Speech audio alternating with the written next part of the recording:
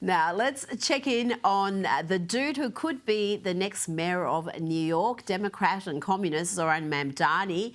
Here he displays his masculine energy, his raw strength. Brace yourselves, ladies. You're about to be underwhelmed. This is how you move up in the polls. Yeah!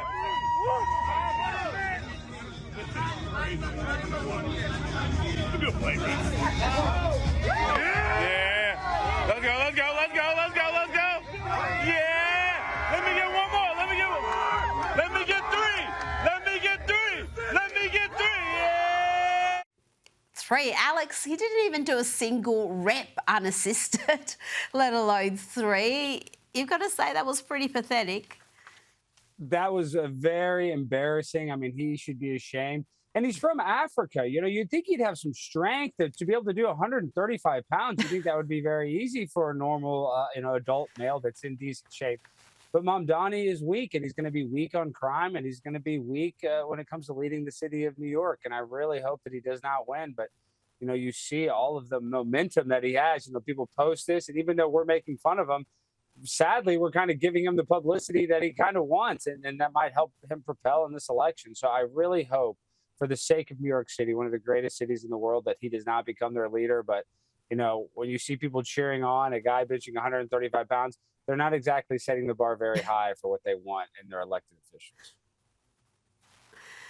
Now, let's see what's happening in Minneapolis. The mayor there, Jacob Frey, is doing whatever this is.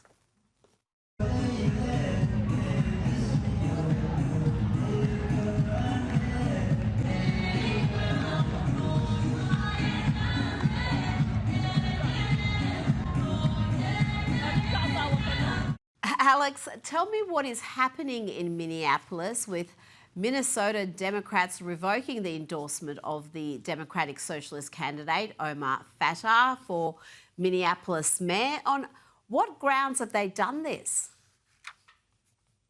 Well, probably because they don't want him to win. So they don't want to put the support behind him because they see the Somali community getting behind him. And, they probably would rather him not be in power. And you look at people like Ilhan Omar, and you kind of look at, some of the other Somalian politicians, they probably don't have America's best interest. I think that they have their, they have a little bit of a dual loyalty thing going on. And I really think that's coming out when it comes to Omar. People are realizing the that he might not be Democrats for the people.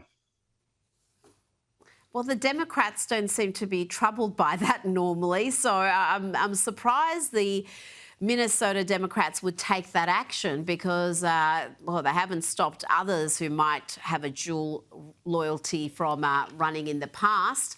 Now, let's talk about Cracker Barrel. They've issued a statement after the fallout from their silly rebrand. They've said, you've shown us that we could have done a better job. This is a message to their customers, and it was a fairly lengthy diatribe without really much substance. Alex, tell me about this consumer backlash and why people are so upset with this rebrand.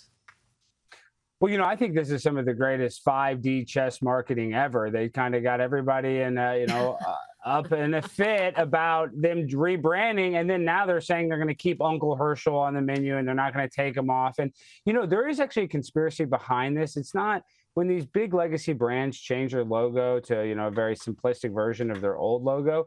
It's not just a demoralization tactic. A lot of it has to do with these companies are basically real estate holdings. And so when these companies go out of business, like McDonald's, the reason why that these McDonald's aren't very unique or Pizza Huts aren't unique anymore, because these fast food companies are basically real estate companies. And they know that one day these businesses are going to go out of business and a new business is going to have to take over these kind of square, gray, plain looking buildings. So it's not necessarily just to demoralize us. There's actually it's just all about profits to these corporations. They don't care about the customer. They just care about their bottom dollar. Yeah, but they've got to understand that there is a price to pay for going woke, particularly depending on the demographics of your customer base. And there was a piece in the New York Post explaining that woke is becoming a massive risk factor in the corporate world. They said wokeness is generally defined as subjecting the culture and business to left-wing dogma involving race, sex, and viewing all things Americana as anathema. It simply doesn't sell to mass audiences, and yet companies keep going there. Corporate managers, it turns out, are a politically and socially tone-deaf bunch.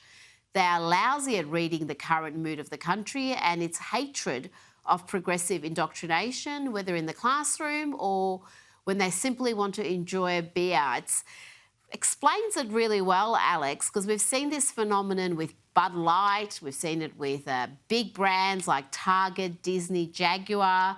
Some iconic brands have suffered some big reputational damage, and they've backed away from that woke marketing. Alex, we've run out of time. Thank you so much for your time.